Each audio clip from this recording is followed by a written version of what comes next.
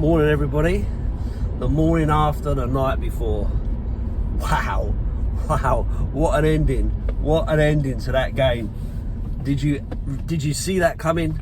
I certainly didn't see that coming. I was like, oh well, here we go. Another game in hand thrown away. Battered them left, right and centre to end up losing the game. Just so typical. But towards the end, I thought my heart was going to stop. I thought, I'm done here. My heart's gone. I don't know what to think. Absolutely nightmare. And scenes at the end of the game, absolutely brilliant. Seeing Lucas Moura whipping off someone's hat and throwing it back at him and jumping all over the steward's eyes, absolutely hilarious. But yeah, absolutely crazy. And what a result, what a big result that is. I mean, Leicester, although depleted, to be fair, they're a depleted squad, so you can't knock that part of it. And I thought, to be fair, that they played fairly well. It was a good game overall. Very open, a bit of end-to-end attacking football, which is what we wanted to see. I felt we started off a little bit slow, and a little bit sluggish, and I thought that Leicester were a better side for probably 15-20 minutes at the beginning of the game, and then we seemed to kick in and get better. Kane looked a lot better last night. He seemed to be in sync a lot more. There was a couple of times where he looked up for someone to support him, and there wasn't anybody, and so he took a couple of goes. And I think he'd have been if we'd have lost that game, I think he'd have been criticised for that.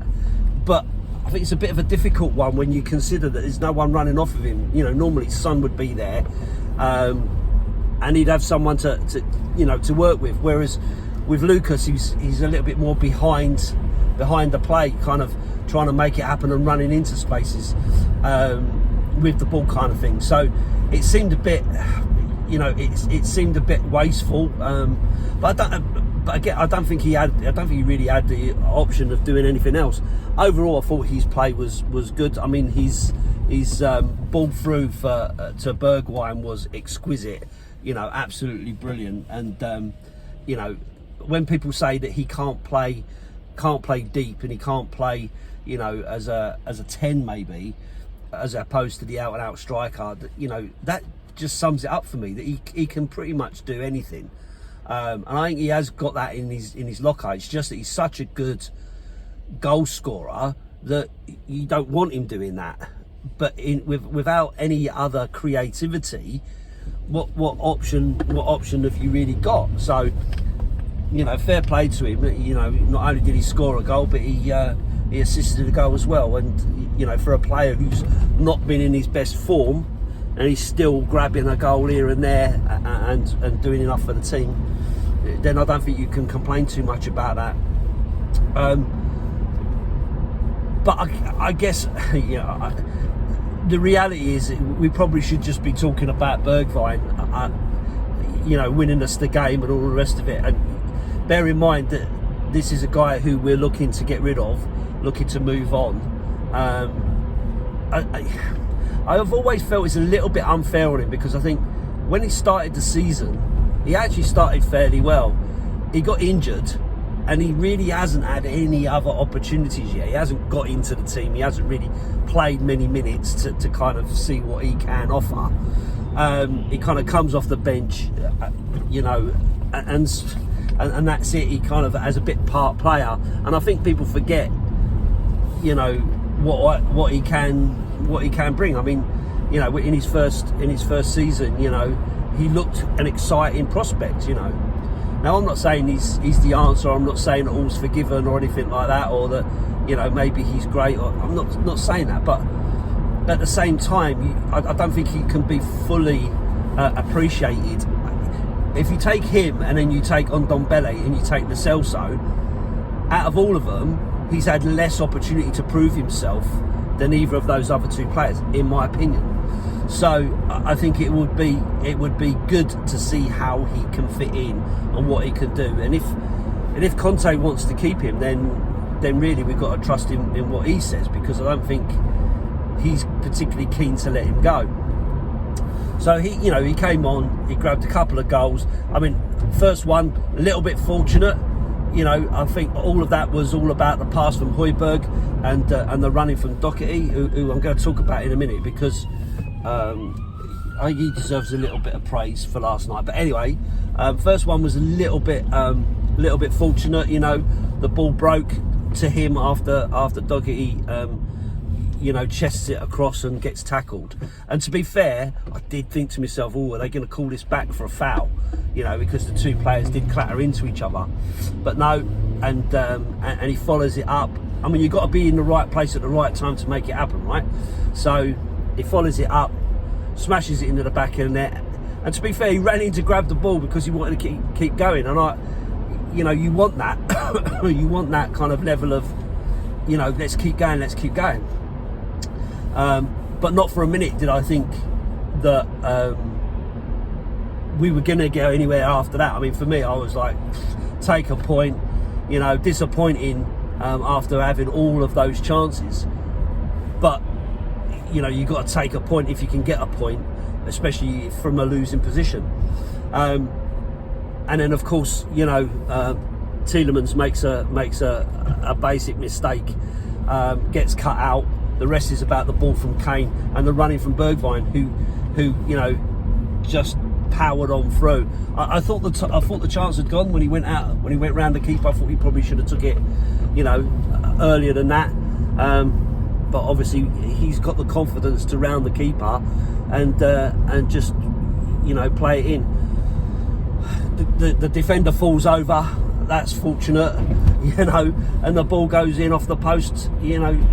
The rest is, as they say, is history. The crowd goes mental, and all the Leicester fans that were singing Tottenham get battered wherever they go have to skulk off home, with their tail between their legs, and their clappers on the floor.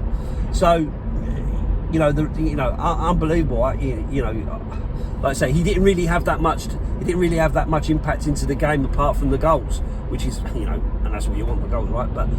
But my point is, he was still only a bit part player, but it just shows that he can outpace people, he can play through the middle, he can put it in the back of the net. So maybe we give him a bit of a chance. I don't know, maybe till the end of the season. Let's see what he brings.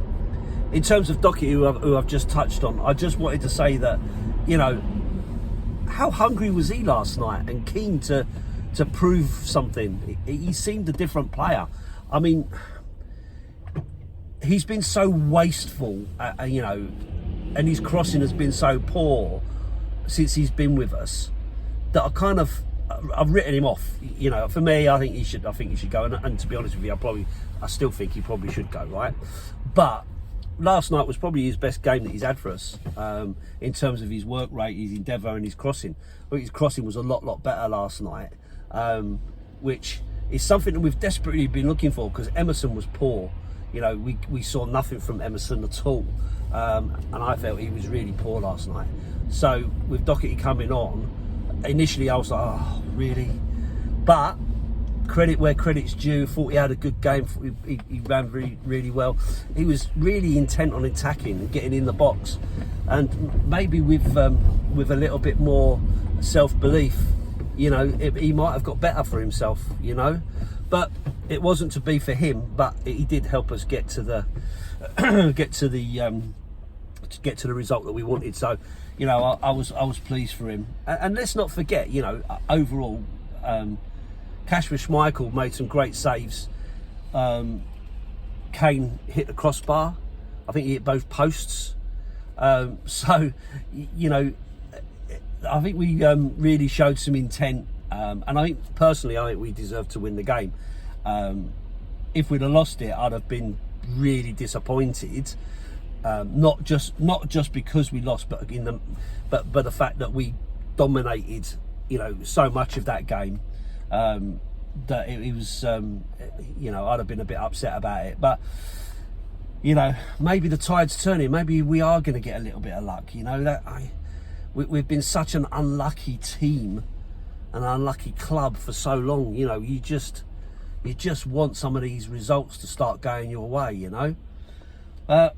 Like I say, at the end of it all, my heart was pumping. I couldn't quite believe it. It was a little bit like the Ajax thing, you know, where you couldn't quite believe what you were seeing. But we are now the team who have been losing for the longest, or not the longest, the latest in a game, to have turned the result around and to win the game. So, you know, you'll never sing that. So, you know, another record broken. I don't think we get a trophy for it, but, you know, happy days. So, all in all, happy bunny. We move on to the next game. I mean, it gives us leapfrogs the Gooners with a game in hand, I think. Just one game in hand. A couple of games in hand against the Spammers, and, you know, a few against Chelsea as well, which, you know.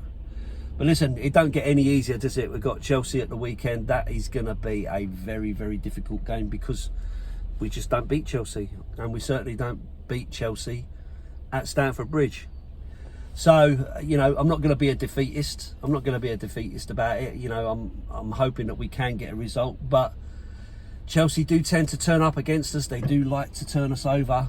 And as I say, we've had such a bad record that you just got to hope that something magical happens and we get the result that we really, really need. So anyway, we'll be watching that, maybe from behind the sofa, but we march on, we keep our heads up, and we keep on believing. Up the Spurs.